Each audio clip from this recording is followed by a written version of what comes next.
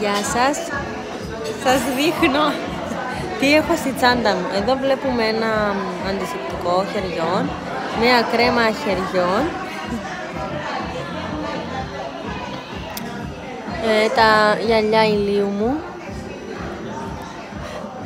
χαρτομάντιλα, τα ακουστικά μου,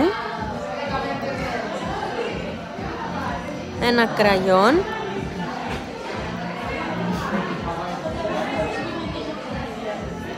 ένα μικρό βαζάκι με μέλι, 2 κάρτες των παιδιών, μία μάσκα προσώπου. Τι άλλο έχω? Ταυτότητες μας, κάρτες,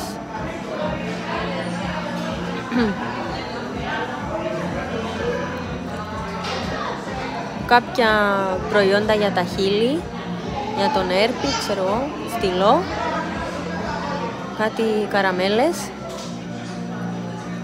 Αυτά. Και τα γυαλιά μυοπίας. Αυτά.